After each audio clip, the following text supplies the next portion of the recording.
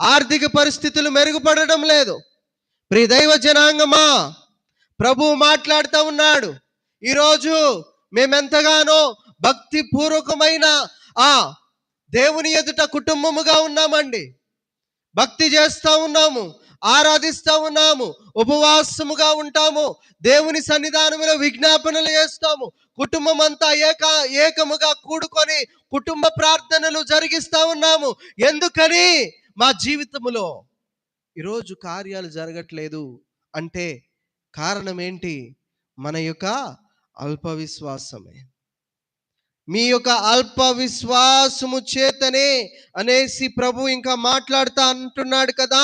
మీకు ఆవగింజంత విశ్వాసము ఉండిన ఎడల ఈ కొండను చూచి ఇక్కడ నుండి అక్కడికి పొమ్మనగానే అది పోవును. దేవునికి స్తోత్రం, హల్లెలూయా. వెళ్తా ఉంటదండి. విశ్వాసం ఉండి నీవు ఖచ్చితముగా దేవుని సన్నిధానములో సందేహము లేకుండా అడిగినట్లయితే దేవుడు ఆ కార్యాన్ని జరిగిస్తాడు. ఈరోజు మన ప్రార్థనలు ఎలాగుంటున్నాయి? విశ్వాసము లేకుండా అడుగుతా ఉన్నాం, సందేహముతో అడుగుతా ఉన్నాం. ఎలా సందేహంతో అడుగుతామో తెలుసా? ప్రభువా, ఈ కార్యాన్ని నేను అడుగుతున్నాను అనేసి అడుగుతా మన మనసులో ఏమనుకుంటాం? ఈ కార్యము జరిగిద్దా? ప్రభు జరిగిస్తాడా? నా భర్తని మారుస్తాడా? నా బిడ్డల్ని రక్షణ మార్గంలోనికి నేను మార్చుకోగలనా? నాకు ఈ యొక్క పరిస్థితులు చక్కబడతాయా? ప్రభు చేస్తాడా అనేసి సందేహంతోనే మనం ప్రార్థన చేస్తాం.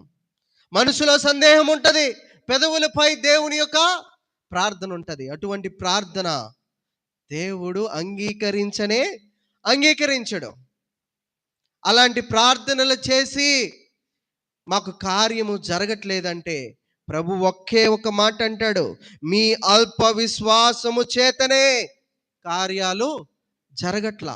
ఒకవేళ మీకు విశ్వాసం ఉంటే, ఆవగింజంత విశ్వాసం ఉంటే చాలు, ఒక కొండ ఇది ఇక్కడి నుంచి పోయి అక్కడ పడమనగానే పడుతుందంట. దేవునికి స్తోత్రం, హల్లెలూయా.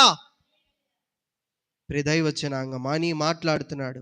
మీకు అసాధ్యమైనది ఏది ఉండదని నిశ్చయముగా చెప్పుచున్నానని వారితో అనేను. ఎప్పుడు చెప్తున్నాడు? మీరు విశ్వాసం ఉండి అడిగితే, మీరు సందేహం లేకుండా అడిగితే మీకు అసాధ్యమైనది ఏది ఉండదని నిశ్చయముగా మీతో చెప్పుచున్నాను అనేను. దేవునికి స్తోత్రం, హల్లెలూయా. ప్రియ దైవ జనాంగమా, ఈరోజు మనం విశ్వాసముతో ఏది అడిగినా, అది అసాధ్యమైన కార్యమే అయినా, అది అసాధ్యమైన ఇబ్బంది అయినా, అది అసాధ్యమైన సమస్య అయినా ప్రభువు సుసాధ్యముగా చేస్తాడండి. సుసాధ్యముగా కార్యములు చేస్తాడు. సుసాధ్యముగా సమస్యలని తొలగిస్తాడు. ఈరోజు మనల్ని మనము గమనించుకోవాలి. ఈ రాత్రికాల సమయములో, ఈ యొక్క ఉపవాస దినమున, నిన్నటి దినమున మనము చెప్పుకున్నాం కదా, ఎంతగానో ఉపవాసం ఉండి కఠినమైన కరువు అనే పరిస్థితులలో